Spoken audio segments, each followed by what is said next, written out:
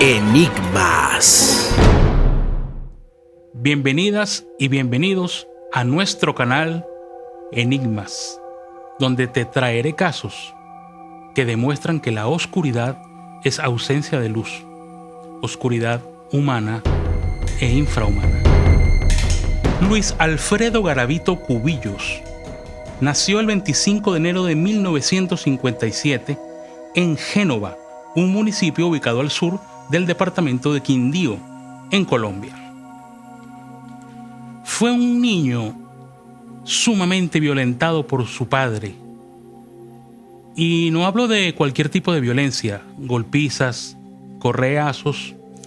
Hablo también de ser quemado con cera de vela, de ser amarrado a un árbol para ser sometido a palizas. Esto generó una personalidad psicopática en Garavito. Era un niño que se paseaba entre la depresión y ataques de violencia extrema.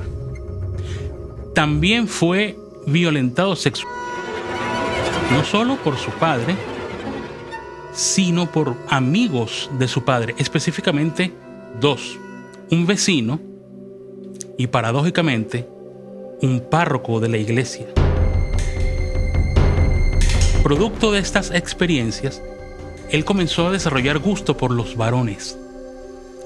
Pero él se cuestionaba esta sensación y, como a los 15 años, intentó violar a un niño, cosa que no logró, pero lo descubrieron en el acto. ¿Y saben cuál fue el reclamo de su padre? Que por qué no lo había intentado con una niña. No que la había intentado violar, que por qué no lo había intentado con una niña. Una locura. En una entrevista que se le hizo a Garavito, ya preso, privado de libertad, él cuenta que uno de esos dos hombres que lo violó, él sencillamente se quiso vengar. Contrató un sicario y lo mandó a matar. Paralelamente a estos hechos, comenzó a leer libros de satanismo. Paralelo a los libros de satanismo, se compró una ouija y comenzó a hacer sesiones para invocar espíritus. Él cuenta que en algún momento se le presentó lo que él pensó que era el demonio. Y él le dijo: yo quiero poder y te vendo mi alma. Él dice que el diablo se la compró.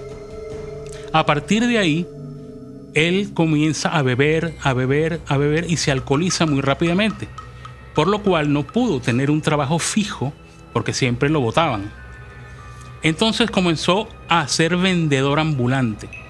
Otra vez usaré la palabra paradójicamente. Lo que más vendía era estampitas religiosas. Por esto viajó mucho por todo el país, inclusive hubo casos que se le asumen a Garavito en Venezuela y en Ecuador. Viaja que viaja, comienza sus acosos a niños. Por cierto, como viajaba mucho, también cambiaba de personalidades y de nombres y se ponía seudónimos para que no lo descubrieran. Finalmente comienza a buscar niños, los atrae ofreciéndole dinero y los invita a caminar. Este fue un modus operandi, siempre lo hizo así.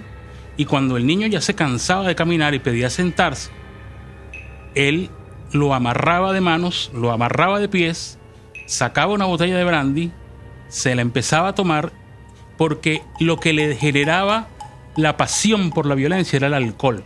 Y cuando ya estaba ebrio, comenzaba a torturar a los niños.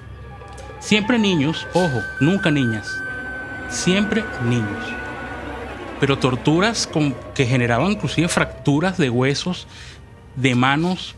Se le paraba sobre el torso y brincaba sobre los niños. Después que hacía esto, los violaba o los abusaba sexualmente y luego los asesinaba. Lo más terrorífico de este caso es que después que los asesinaba, los mutilaba, le cortaba las orejas, los ojos, los labios e inclusive los desmembraba, y por eso fue tan difícil descubrir quién era el asesino, porque lo que aparecía eran huesos, fémurs, pedazos de cuerpos. En 1998 aparece en una fosa común un número que no voy a determinar de cuerpos de cadáveres de niños. ¿Por qué no lo voy a determinar? Porque hay distintas fuentes que dan distintos números. Pero eran por lo menos 13 cuerpos. Ya habían pasado 6 años de que desaparecían niños, aparecían cuerpecitos, aparecían huesitos por allá. Pero esto fue una fosa común.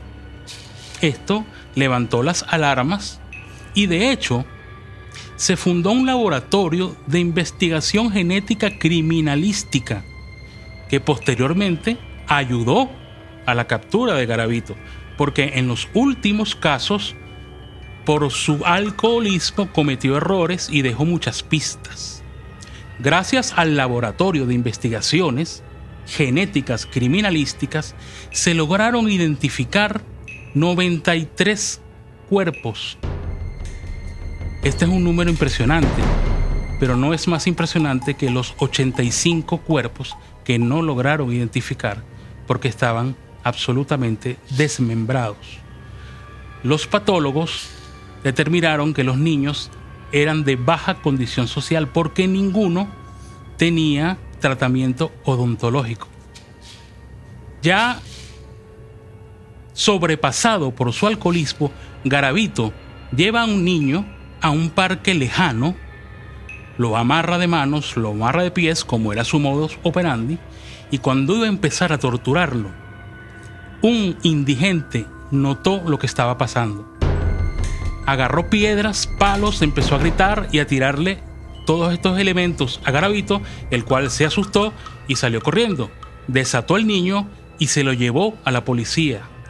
Enseguida la policía dijo, por todas las características, este tiene que ser el que estamos buscando. Y comenzó esa misma noche el rastrillaje por toda la ciudad. Y finalmente, cerca de las 11:30 de la noche, el niño lo identificó y fue capturado. Garavito, el monstruo de Génova. A Garavito se le imputaron por lo menos 173 asesinatos, algunos con decapitación. Esto sumó 1853 años de condena. No obstante, en Colombia la pena máxima es de 40 años y no hay pena de muerte. Cerca de los 10 años de su captura, solicitaron libertad condicional y estuvieron a punto de dársela. Pero el revuelo mediático fue tal que encontraron la manera legal de echarlo para atrás. Gracias a esto, Garavito intentó suicidarse dándose cabezazos contra las paredes de su celda. Esto no fue una sola vez. Esto se estuvo repitiendo y repitiendo y repitiendo, con lo cual logró manipular a las autoridades del penal para que actualmente le permitan utilizar el teléfono 4 horas diarias, cuando el resto de los privados de libertad solo lo pueden hacer 20 minutos. Guillermo Larrota, conocido como Pirri, es un periodista que se atrevió a hacerle una entrevista a Garavito, que luego fue televisada en RCN.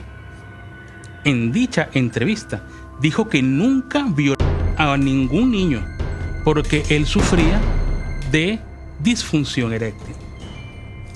Y además que no se podía comprobar, imagínense el descaro, que no se podía comprobar violación con un fémur o con una mano. Es una locura, y lo peor es que con la naturalidad con que lo cuenta en la entrevista es sorprendente y nos hace sospechar que realmente hay algo demoníaco dentro de este señor. En 2004 se estrena la película Crónicas, donde se cuenta crudamente la historia de este monstruo, que, prepárense para lo que voy a decir, está solicitando pasar el resto de su condena en prisión domiciliaria a partir de 2023. Y este ha sido el caso de Luis Alfredo Garavito, el monstruo de Génova. Déjennos en los comentarios si ya lo conocían, si fue muy fuerte y su opinión sobre este nuevo canal. Suscríbanse y denle la campanita para notificaciones. Hasta otro video. Enigmas.